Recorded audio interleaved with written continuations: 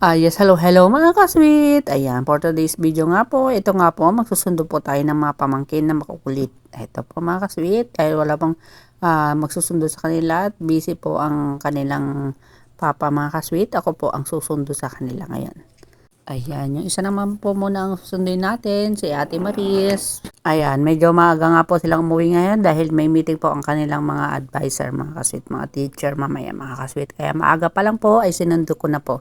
Pinasundo na sila mga kasweet. Ayan. Ayan po.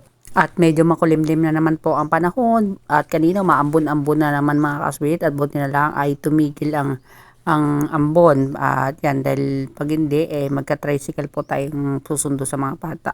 At ayan nga po mga kasweet, buti na lang po ay tumigil. At ito po, susundin ko naman po yung isang pamangkin natin, si Divine. Ayan po, isa naman po ang aking susunduin. At pagkatapos po niyan ay kakain na po kami. Papakainin ko na po sila sa labas mga kasweet. Kinakain na namin mga kasweet. Kasi po ay hindi po tayo nakapagluto mga kasweet. Ayan. At ayan po, pupunta po muna tayo kakain. Ayan, bago po uuwi sa bahay. Then mamaya po pagkatapos na namang mga alauna, hatid na naman po natin itong panganay.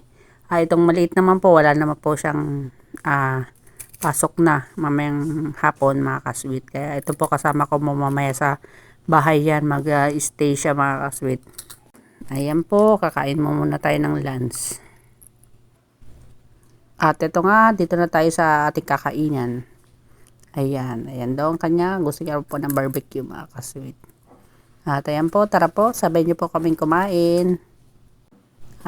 Dito po muna tayo kakain sa kinakainan namin Hershey. Ayan. Ayan, gusto niya ng barbecue. Ayan, napakalaki ng barbecue nila.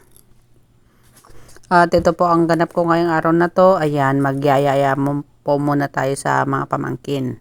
At ayan nga po, patapos na po kaming kumain. Ayan, uwi na po kami. Then mag-stay ng magpapahinga ng saglit. At ihatid ko naman po mamaya-maya ang pamangkin ko mga kasweet.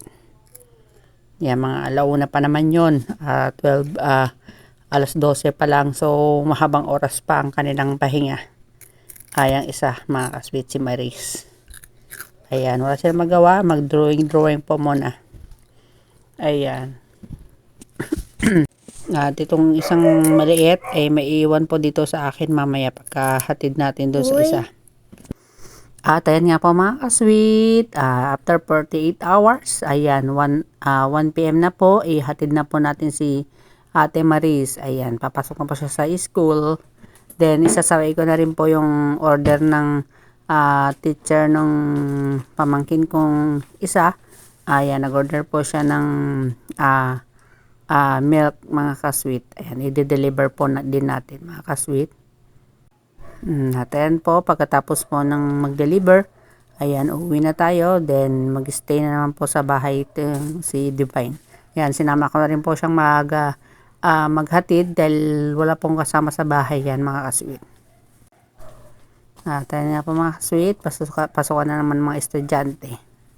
At ito po yung order ng teacher mga kasweet. Ayan, ito po, i-deliver po natin yan mga kasweet.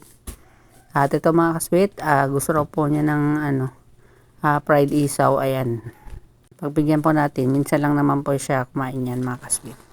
At ayan nga po, maraming salamat po sa inyong walang sawang panonood. Paalam.